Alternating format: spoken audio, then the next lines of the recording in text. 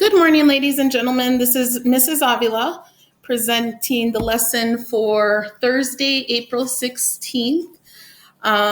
This is a little later than usual. Sorry about that. My son's been in rare form this morning. It's been fit after fit. All right, so I'm changing today's plan based off of what I had given you guys earlier as the week at a glance. I changed today's plan in order to give those students that have not completed all the assigned work from this week a chance to catch up. I know some people weren't able to start right away on Monday, so I'm giving people a little bit of a chance to get caught up.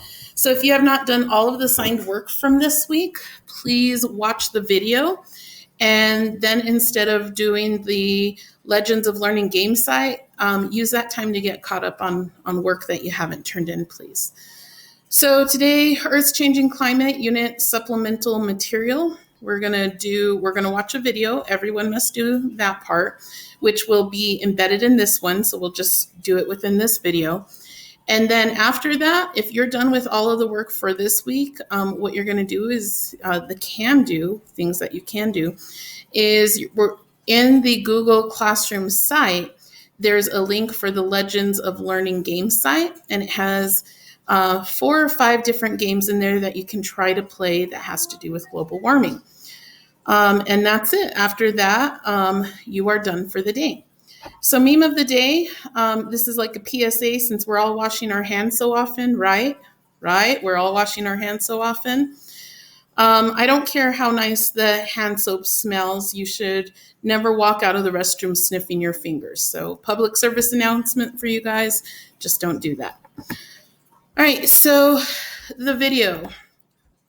Let's see if this plays now because it was taking forever to load before, but I let it play and it should be buffered already. All of the events of the past decade, all of our memories, have something in common. They all took place during the hottest decade ever recorded, since humans began keeping temperature records about 150 years ago. In the last decade, the Earth's temperature rose roughly 1/3 of a degree Fahrenheit. Since 1880, it's risen about 1.5 degrees. You might say the Earth's running a fever, and scientists predict it's going to get much worse. Already, we can tally the signs. Global sea level rose by over an inch during the decade, almost twice as fast as the average during the 20th century. Arctic summer sea ice declined by over 300,000 square miles, enough ice to cover the states of Texas and Kentucky. The vast majority of climate scientists say evidence for human-caused warming is clear. But less understood is exactly how this warming will change the complex interactions between our planet's land, water, sky, and the living organisms that inhabit our world.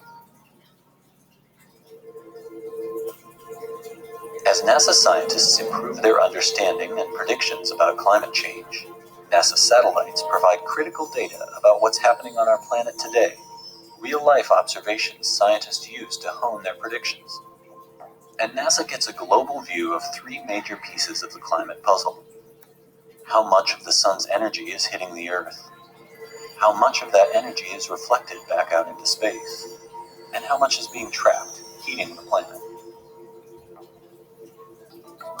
NASA satellites measure the sun's energy, which fluctuates due to a 10 to 12-year cycle. Could increased solar activity be causing global warming? Satellite evidence shows us that the solar cycle has only a slight impact on our planet's temperatures. In fact, even though the last few years have been some of the warmest on record, the sun has been in a deep lull in activity.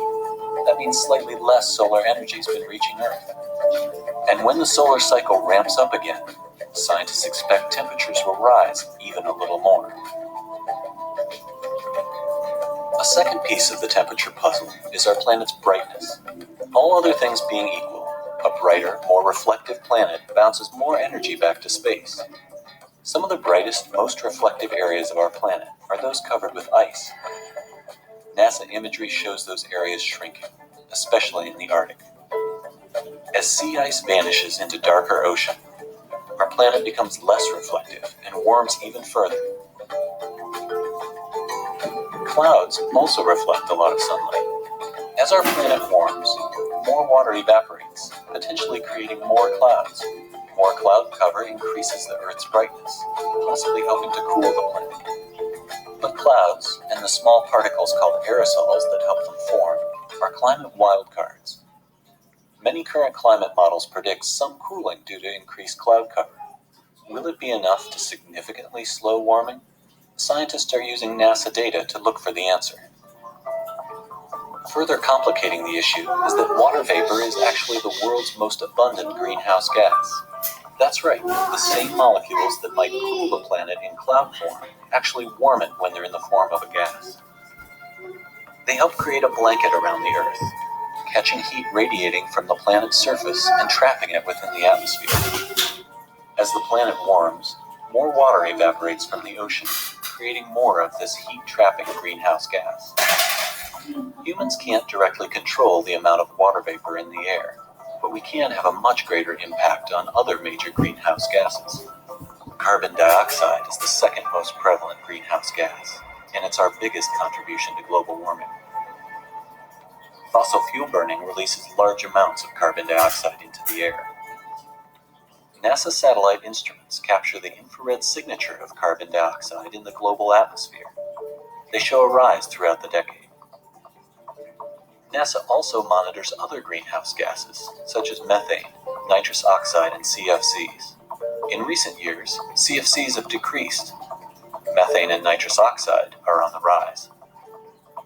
Greenhouse gas is most likely the main contributor to current global warming. It's the key piece of the temperature puzzle, and it's unlocked the door to higher and higher temperatures.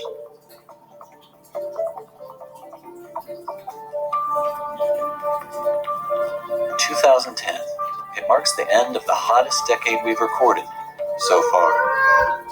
What will the next 10 years hold for the Earth's climate?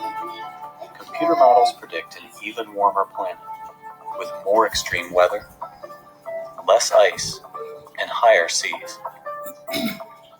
The severity of those changes will depend partly on how our planet's complex system responds, and more importantly, on what choices we make.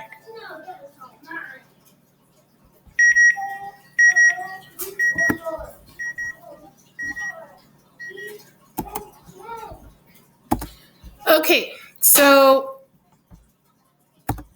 the other thing that I wanted you to do, if you are done with all your work this week, Andrew, Daniel, be nice to your brother, please. Keep him occupied. As you can see, my boys are very needy this morning. Love them, but needy. Okay, so in your Google Classroom already under April 16th is a playlist for global climate change. You click the link attached to join the assignment, and you can go in and explore those games. Now, if you haven't turned any of your, or if you're missing any of your assignments for this week, instead of doing that, please go on and complete any work that you are missing. A reminder, ladies and gentlemen, please make sure that your parents have filled out the permission form for Google Meets. Your parents have to do this so that when we have the Google Meets, you guys are able to participate. Google Meets is a video conferencing app, I guess you would say. It's tied to Google Classroom. And I'm thinking of doing that tomorrow for you guys. It's not for academics, or I'm not going to be using it for academics, but simply more giving you guys a chance to see your peers. If you are on a device that doesn't have a camera, you can still participate. You can see everyone else, and you can type in the chat room for you to participate. If you don't want people to see you, then you can disable the video so you can just participate in the chat room, but still be able to see others in your class. So this is giving you guys a chance to reconnect. So in order for you to participate, your parents have to sign the permission form that I have in Google Classroom, permission form for Google Meets. And you guys, you will need to, there it is, the numbers. You will need to turn in the Netiquette rules and expectations. It's a document that you have to look at and read, and then you have to mark it as completed or turned in, or I think it says marked as done. Mark as done. So you guys need to do that if you want to participate in the Google Meets. So that's it for today. Kind of easy day. And I did that so you guys can have a chance to get caught up. That's it. Easy day. You're done. All right. Go play in Legends of Learning or get caught up with all your work. Have a good day. Bye-bye.